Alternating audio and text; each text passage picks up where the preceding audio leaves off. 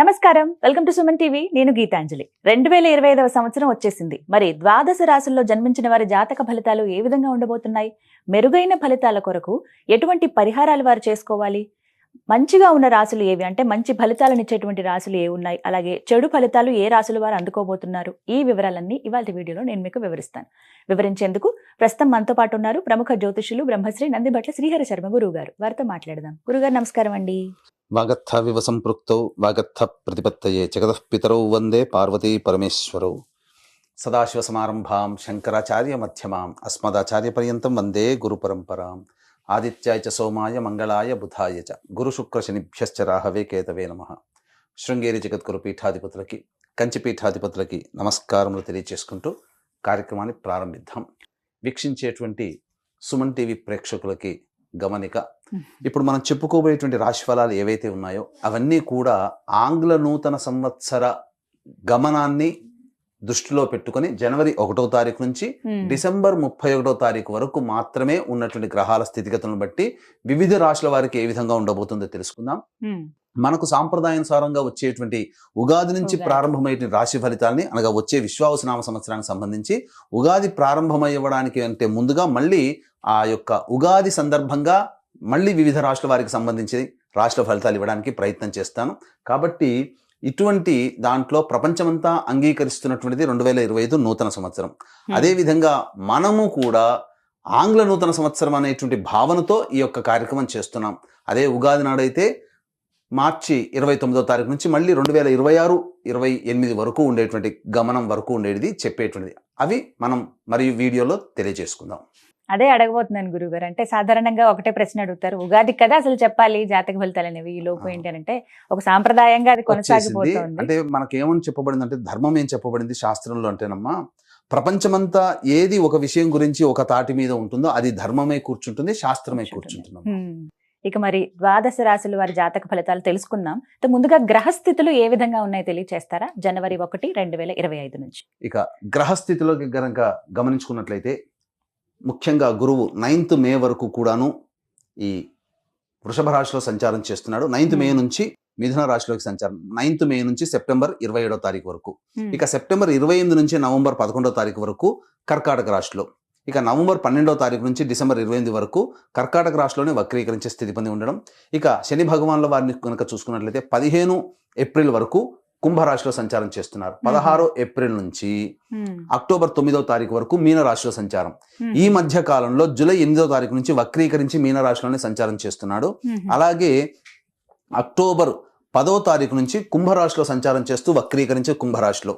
November 26వ తారీఖు నుంచి వక్రత్యాగము శని భగవాన్ల వారు చేస్తున్నారు. ఇక రాహుకేతులు కనుక చూసుకున్నట్లయితే 15 మే వరకు కేతువు కన్యలో మరియు రాహువు మీనరాశిలోకి. అలాగే 16 మే నుంచి సింహరాశిలో కేతువు, అలాగే కుంభరాశిలో 16 మే నుంచి రాహుగ్రహ సంచారం జరుగుతుంది. ఇక్కడ గమనించుకున్నట్లయితే ఇక్కడ వీక్షించేటువంటి ప్రేక్షకులకు అందరికీ తెలియజేయాల్సినటువంటి అంశం ఏంటంటే, ముఖ్యంగా అందరూ ఈ ద్వాదశ రాశుల గురించి రాగానే అందరూ ఆలోచించేటువంటిది ముఖ్యంగా శని దోషం, ఏలినాడు శని, అష్టమ శని, అర్ధాష్టమ శని, కంటక శని, యోగ శని, ఈ శని దోషాలు. అయితే ఇక్కడ 15 ఏప్రిల్ వరకు శని కుంభరాశిలో సంచారం చేస్తూ 16 ఏప్రిల్ నుంచి మీనరాశిలోకి సంచారం చేస్తున్నా, ఈ యొక్క జూలై 8 నుంచి మీనరాశిలోనే సంచారం చేస్తూ వక్రీకరించినటువంటి కారణం చేత మళ్ళీ ఈ కుంభరాశి ఫలితాన్ని ఇస్తాడు.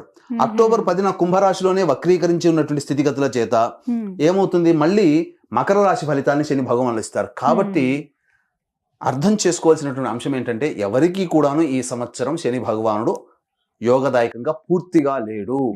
12 రాశుల వారికి అష్టమ శని, అర్ధాష్టమ శని, కంటక శని, యోగ శని, దాంపత్య శని, ఈ రాశుల ఈ యొక్క దోషాల, శని దోషాలు ఏదో ఒక సందర్భంలో కొన్ని నెలల పాటు అందరూ రాశుల వారు అనుభవించాల్సిందే తప్ప ఇక్కడ ప్రత్యామ్నాయము లేదు. కాబట్టి ఇక కుంభరాశి వారికి ఏలినాటి శని వెళ్ళిపోతుందని సంతోషం కానీ, ఈ యొక్క సంబంధించి మకర రాశి వారికి ఏలినాటి శని వెళ్ళిపోతుందని సంతోషం కానీ, లేకపోతే కర్కాటక రాశి వారికి అష్టమ శని దోషం పోతుందని కానీ భావించాల్సిన అవసరం లేదు. వృశ్చిక రాశి వారికి అర్ధాష్టమ శని దోషం పోతుందని కూడా భావించాల్సిన అవసరం లేదు. ఎందుకంటే శని మళ్ళీ రుజుమార్గంలో వెళ్ళి మళ్ళీ వక్ర మార్గం చేత వక్రగతిన సంచారం చేస్తున్నటువంటి కారణం చేత 12 రాశులు శని ప్రభావానికి గురవుతాయి. కాబట్టి ఈ సంవత్సరం అన్ని రాశుల వారు శని దోష పరిహారములు ఖచ్చితంగా చేసుకోవలసినదే, అందులో సందేహం లేదు. గురుగారు, గ్రహస్థితులు ఏ విధంగా ఉన్నాయో తెలియజేశారు. మరి ఈ 2025 సంవత్సరంలో ద్వాదశ రాశుల్లో మూడవదైన మిథున రాశి వారి జాతక ఫలితాలు ఏ విధంగా ఉన్నాయో తెలియజేస్తారా? మిథున రాశి వారికి ప్రధానంగా గురుగ్రహ ప్రభావం సంపూర్ణంగా ఉన్నటువంటి జాతకం. ఇక్కడ ఎందుకు తెలియజేస్తున్నానంటే ప్రధానంగా ఈ యొక్క శని భగవానుల వారు కూడాను అనుకూలంగా ఉండేటువంటి సమయం, అలాగే రాహుకేతుల ప్రభావాలు మారుతుండడం. కాబట్టి గత సంవత్సరం కంటే ఇంకా మెరుగైనటువంటి జీవితాన్ని గురుగ్రహ, శనిగ్రహ, రాహుగ్రహ ప్రభావం వల్ల మిథున రాశి వారు పొందుతారని చెప్పవచ్చు. ఇక ముఖ్యంగా చూసుకున్నట్లయితే ఈ యొక్క సంబంధించినటువంటి మే 8 వరకు వృషభ రాశిలో సంచారం చేస్తున్న, మార్చి వరకు లాభస్థాన ఫలితాన్ని మిథున రాశి వారు పొందుతున్నారు. కాబట్టి ఈ సంవత్సరం ఉగాది వరకు, జనవరి నుంచి ఉగాది వరకు మిథున రాశిలో జన్మించినటువంటి వారు అన్ని రంగాల్లో ఉన్నటువంటి వారికి ధనాదాయం చక్కగా ఉంటుంది, రాని బాకీలు వసూలు అవుతాయి.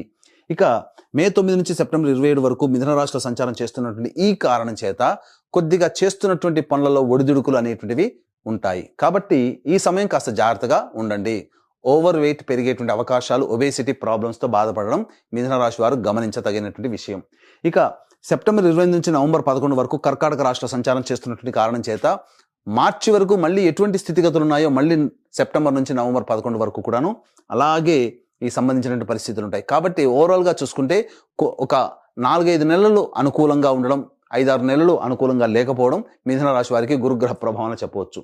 ఇక ఎఫ్ఎంసీజీ రంగంలో ఉన్నటువంటి వాళ్ళు, FMCG, restaurant business, general stores, supermarkets, puja stores, అలాగే తీర్థయాత్రలు, జ్యువెలరీ రంగము, ఎడ్యుకేషనల్ బిజినెస్ రంగంలో ఉన్నటువంటి వాళ్ళు, అలాగే రోడ్ సైడ్ ఫుడ్ వెండర్స్ ఎవరైతే ఉంటారో కనుక పండ్ల వ్యాపారస్తులు, వీళ్ళందరికీ కూడాను మార్చి 11 వరకు వ్యాపార విస్తరణకి చేసుకోవడానికి సంపూర్ణమైనటువంటి కాలంగా చెప్పబడుతుంది మార్చి వరకు. కాబట్టి ప్రయత్నం చేయండి. మార్చి తర్వాత గ్రహస్థితిగతులు మారినప్పటికీ కూడాను నూతనంగా వచ్చేటువంటి సమస్యల్ని ఎదుర్కోవడానికి మానసికంగా ధైర్యంగా ఉంటూ మంచి కాలం కోసం ఎదురు చూస్తున్నట్లయితే సెప్టెంబర్ 28 నుంచి నవంబర్ 11 వరకు ఉన్నటువంటి కాలం అద్భుతమైనటువంటి కాలంగా చెప్పవచ్చు. కాబట్టి ఈ మార్చి నుంచి ఈ 5-6 నెలలు కొన్ని కష్టములు అనేటువంటివి ఉన్నప్పటికీ గురువు యోగదాయకంగానే ఉన్నాడు. ఎవరి యొక్క పెద్దవాళ్ళ యొక్క సహాయ సహకారాలతో సమస్యల నుంచి బయటపడతారని చెప్పవచ్చు. ఇక ముఖ్యంగా శని భగవానుల వారు కనుక చూసుకున్నట్లయితే ప్రధానంగా మిథున రాశి వారికి సంబంధించి 16 మే నుంచి రాహుగ్రహ ప్రభావం స్టార్ట్ అవుతుంది. కాబట్టి ముఖ్యంగా తండ్రి గారి ఆరోగ్యం పట్ల శ్రద్ధ వహించాల్సినటువంటి పరిస్థితి. ఈ యొక్క మిథున రాశిలో జన్మించినటువంటి విద్యార్థులు ఎవరైతే ఉంటారో విదేశీ యానము, విదేశీ విద్యకు సంబంధించి ప్రయత్నాలన్నీ కూడా 16 మే తర్వాత రాహుగ్రహ ప్రభావంతో ఖచ్చితంగా వారి యొక్క టార్గెట్ని రీచ్ అవుతారనగా విదేశీయానం చేయగలుగుతారు. ఇక గమనించాల్సిన అంశం, సాఫ్ట్వేర్ రంగంలో ఉన్నటువంటి వాళ్ళు, మార్కెటింగ్ రంగంలో, మీడియా రంగంలో ఉన్నటువంటి వాళ్ళకందరికీ కూడాను ఈ 16 మే తర్వాత అద్భుతంగా కలిసి వచ్చేటువంటి సమయంగా చెప్పవచ్చు. కేంద్ర రాష్ట్ర ప్రభుత్వ ఉద్యోగస్తులు అలాగే ఎవరైతే ఉంటారో వాళ్ళకి మంచి స్థితిగతులు అనేటువంటి కలుగుతాయి. ప్రమోషన్స్తో కూడుకున్నటువంటి బదిలీలు ఉంటాయి. అలాగే నిరుద్యోగస్తులకి ఉద్యోగం లభించే అవకాశాలు కూడా ఉంటాయి. అయితే ఈ సంవత్సరం అంతా కూడాను చాలామంది ఒకే సంస్థలో పనిచేస్తుండవచ్చు, కానీ కొంతమందికి సంస్థలు మారడానికి అవకాశాలు కూడా కొన్ని ఉంటాయి.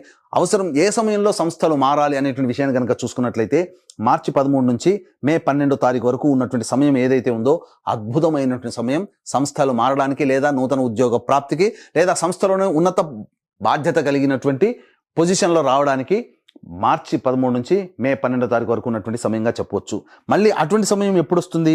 ఆగస్టు 16 నుంచి సెప్టెంబర్ 16 మధ్యకాలంలో, మరియు నవంబర్ 15 నుంచి డిసెంబర్ 15 ఉన్నటువంటి మధ్యకాలంలో మీకు ఖచ్చితంగా ఉద్యోగ మార్పు కానీ కోరుకుంటే, లేదా ఉద్యోగంలో బాధ్యతలు పెరగడం, తద్వారా మీ యొక్క కీర్తి ప్రతిష్టలు పెరగడం ఈ చెప్పినటువంటి టైమింగ్స్లో మీకు ఉంటాయని చెప్పవచ్చు. ఇక మిథున రాశి వారికి ఇక ప్రధానంగా చూసుకున్నట్లయితే శనిగ్రహ ప్రభావం 15 ఏప్రిల్ వరకు కూడాను కుంభరాశిలో సంచారం చేస్తుంటారు. 16 ఏప్రిల్ నుంచి ఎప్పుడైతే ఈ యొక్క సంబంధించినటువంటి దశమ స్థానంలో ప్రవేశం చేస్తారో మిథున రాశి వారికి ప్రయత్నంలో ఇబ్బందులు అనేటువంటివి ఉంటాయి. ఇటు గురుగ్రహము మే 9 నుంచి, శనిగ్రహం 16 ఏప్రిల్ నుంచి, తేడా చూసుకోండి, 1 నెల మాత్రమే ఉంది. కానీ 16 ఏప్రిల్ నుంచి జూలై 8వ తారీఖు వరకు ఉన్నటువంటి సమయం ఈ యొక్క సంబంధించినటువంటి మీనరాశిలో సంచారం చేస్తారు. కాబట్టి ఇటు గురువు, ఇటు శని 2 గ్రహాలు కూడా అనుకూలంగా లేని కారణం చేత ప్రతి రంగంలో ఉన్నటువంటి వారు ఇబ్బందులు పడాల్సినటువంటి పరిస్థితి వస్తుంది. అయితే మళ్ళీ శని భగవానుల వారు ఈ జూలై 8వ తారీఖు నుంచి అక్టోబర్ 10 వరకు కూడాను కుంభరాశిలో సంచారం చేస్తూ ఉంటారు. కనుక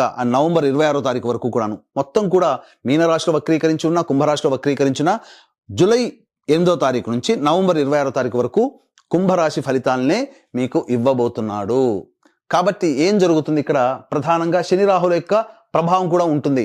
దీని వలన ముఖ్యంగా తండ్రి గారి ఆరోగ్యం పట్ల శ్రద్ధ వహించాల్సినటువంటి పరిస్థితి.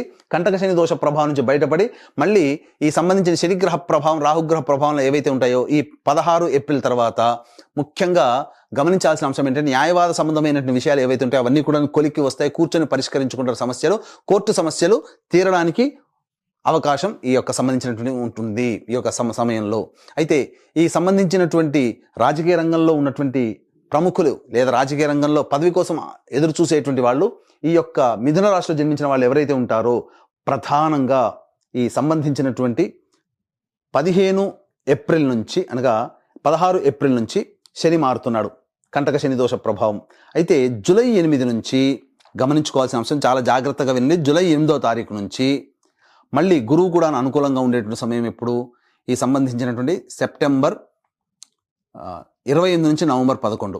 కాబట్టి ఇక్కడ నవంబర్ 26. కాబట్టి తర్వాత సెప్టెంబర్ నుంచి అక్టోబర్, నవంబర్ మధ్యకాలంలో నామినేటెడ్ పోస్టులు అనేటువంటివి ఈ యొక్క మిథున రాశిలో జన్మించిన రాజకీయ రంగంలో ఉన్నటువంటి వాళ్ళకి వస్తుంది. సంఘంలో ప్రజాదరణ పెరుగుతుంది.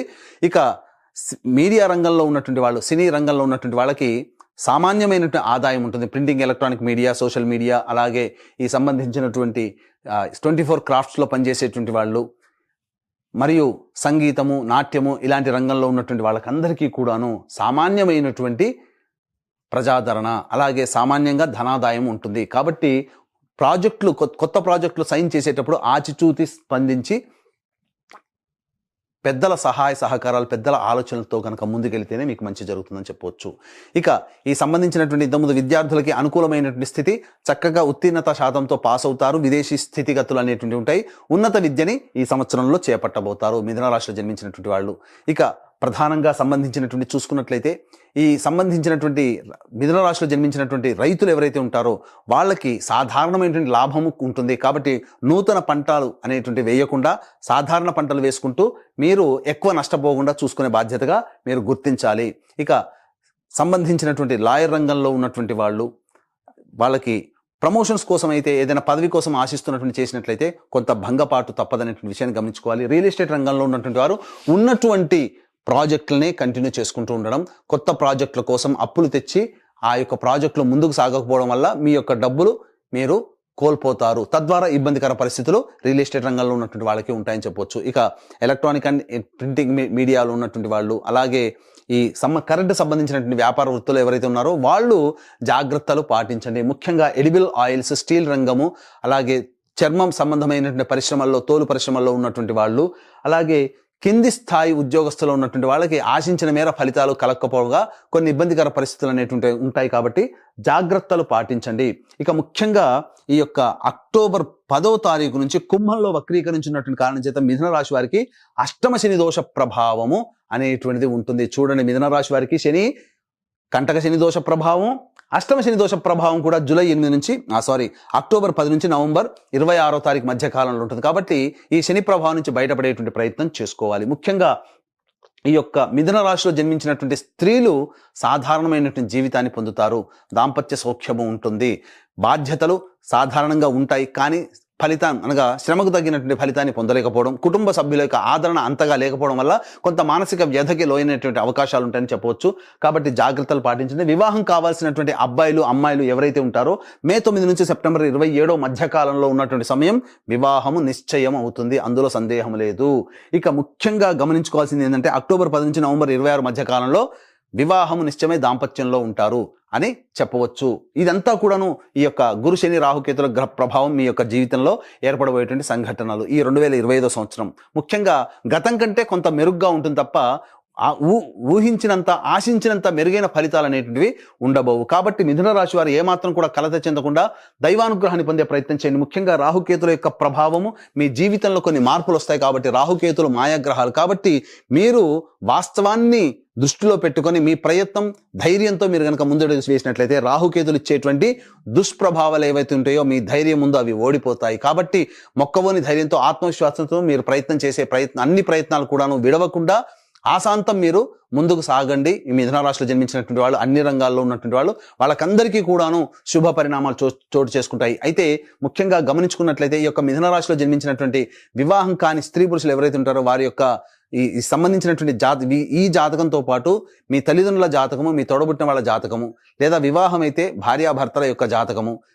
సంతానం జాతకము మీ యొక్క రాశి మీద ఇంపాక్ట్ చూపబడుతుంది. కాబట్టి మీ కుటుంబము ఆనందంగా ఉండాలి. 2025 సంవత్సరంలో మీ రెజల్యూషన్స్ ఏవైతే ఉంటాయో అవన్నీ పూర్తి చేసుకోవాలి అని అంటే దైవానుగ్రహం తప్పనిసరి. ఇట్టి దైవానుగ్రహం అందరికీ అందించాలనేటువంటి సదుద్దేశంతో ఈ 2025 సంవత్సరంలో ప్రతి నెల ఒక్కొక్క పుణ్యక్షేత్రంలో సర్వదోష నివారణ పూజలు, హోమాలు అనేటువంటివి చేయించడం జరుగుతుంది.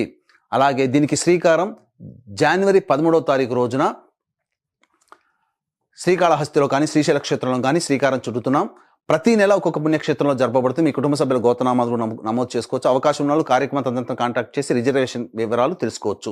ఇక తండ్రి వైపు 6 తరాలు, భర్త వైపు 6 తరాలు, తల్లి వైపు 3 తరాలు, భార్య వైపు 3 తరాలు ఏవైనా దుర్మరణాలు ఉన్నా, అలాగే కుటుంబ సభ్యులు లివర్ ప్రాబ్లం, కిడ్నీ ప్రాబ్లం, క్యాన్సర్తో మరియు 60 సంవత్సరాల లోపల ఏ విధంగా చనిపోయినా వాటిని పితృదోషం అని అంటారు. కాబట్టి ఇట్టి పితృదోష నివారణార్థమే ప్రతి నెల మన పీఠం ఆధ్వర్యంలో కార్యక్రమాలు జరిపించడం జరుగుతున్నాయి. వాటి వివరాలు కూడా తెలుసుకోవచ్చు.